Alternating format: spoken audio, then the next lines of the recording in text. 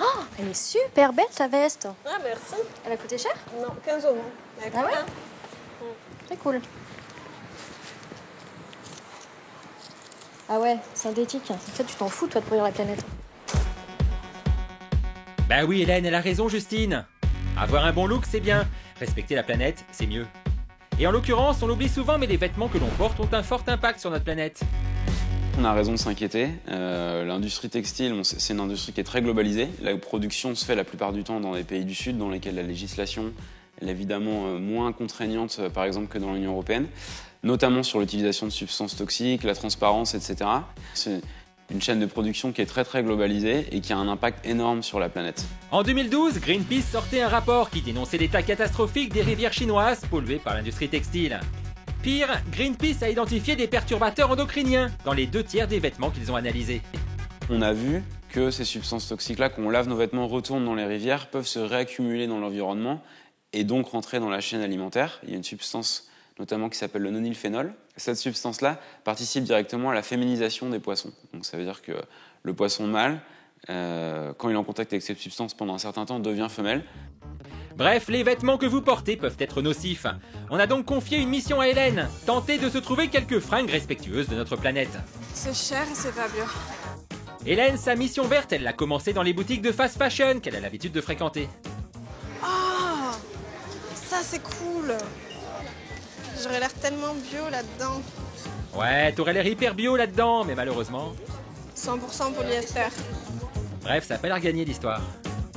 Je voulais savoir si vous aviez des gammes de produits bio, fibres naturelles. Non, du tout. Non, pas du tout. Ok. Pas du tout. Ok, ici l'éco-fashion, ça a pas l'air de leur parler. Non. Des vêtements bio. Dès que j'ai le bébé. Ah, chez les bébés, ça va l'aider, Hélène, pour s'habiller.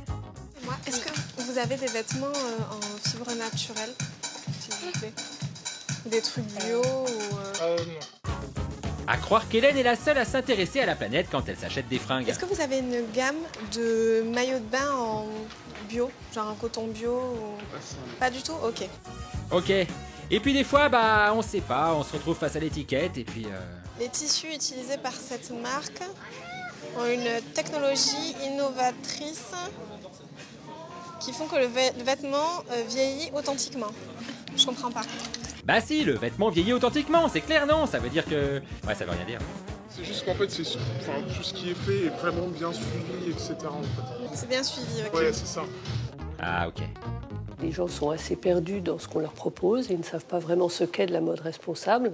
Et également, il y a toujours ce critère de pouvoir d'achat qui est très important.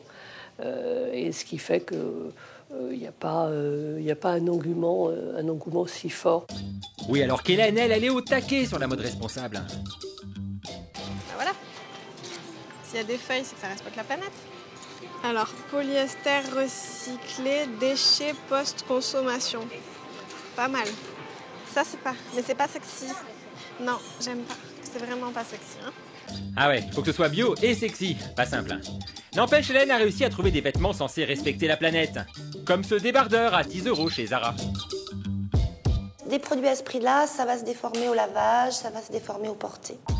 Un haut soldé 7 € chez Monoprix. Alors là, il certifie visiblement le coton. D'accord. Coton biologique équitable, labellisé Bioré. On achète du coton labellisé, là. Du coton labellisé pour moins de 10 €, c'est pas mal. Mais Hélène a trouvé autre chose pour 19 €. On est sur du 100% recyclé, donc du polyester recyclé. C'est des déchets post-consommation, ok, mais c'est forcément, ça doit être forcément polluant. Ça dépend des usines. Si les eaux sont traitées en circuit fermé, si... C'est pas dit sur l'étiquette, là. Toujours chez le leader suédois, Hélène a trouvé une combi en coton bio à 35 €. C'est très très fort au niveau du style, la fabrication a l'air impeccable. 64% de coton bio. Alors la doublure est en 100% polyester, ce qui pour moi est une aberration pour un produit qu'on va porter à même la peau l'été. On va transpirer, Bon, c'est dommage qu'ils aient pas pensé à faire un petit lining en coton très, très simple. C'est pas le même coût. Pour notre spécialiste, carton rouge pour la doublure en polyester. Mais même si elle avait été en coton bio, même là, on n'avait pas tout bon pour autant. Le coton bio, c'est une des solutions. C'est sûrement pas la meilleure parce que c'est souvent une monoculture qui nécessite beaucoup d'eau en irrigation et dans des pays où l'eau vient souvent à manquer. Le coton bio donc, c'est bien mais pas top. Franchement, on serait mieux en tenue d'EF finalement.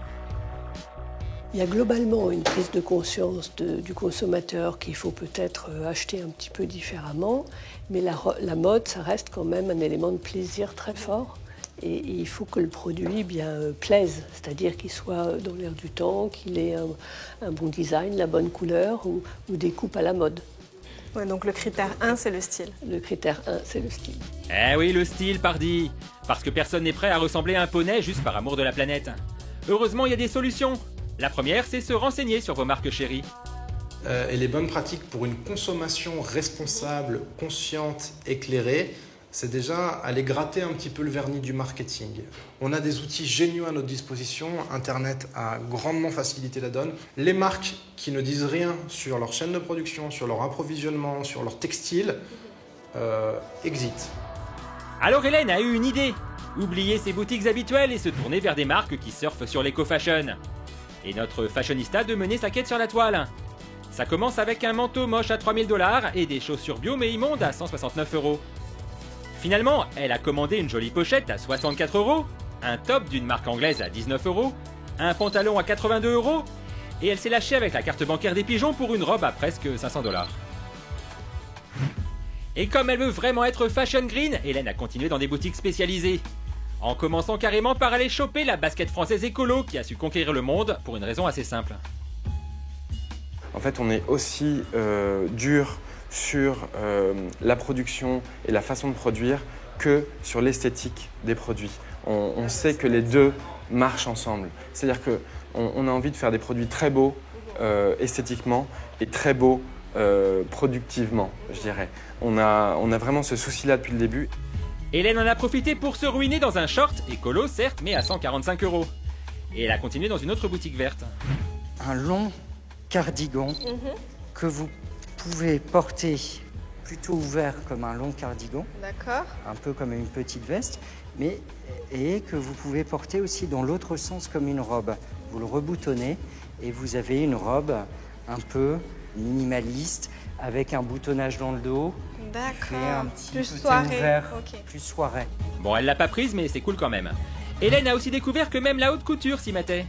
Moi, je me suis engagée en tant que créatrice de faire la tournée, de faire les poubelles de la haute couture dans plein de maisons, de racheter toujours les mêmes matières et de les retravailler et de m'engager en tous les cas pour la planète. Il était bien, mais on l'a pas pris le blouson, hein, non. Mais entre ses commandes sur le web et son shopping, Hélène a réussi à mêler élégance et respect de la planète. Même si c'est pas donné l'histoire. 327 € pour cette tenue, 127 pour s'habiller bio en pantalon, et enfin 435 € pour cette robe verte mais hors de prix. Le problème c'est que c'est cher, et que maintenant Hélène ne jure plus que par ça. Hey! Au fait, t'as vu ma robe? Éco-fashion et tout? Waouh! Mais t'as pas reçu le mail? On visite une ferme bio avec Chloé aujourd'hui. Ça va pas trop le faire là. Ah ouais. Ah, c'est nouvelle, je te jure.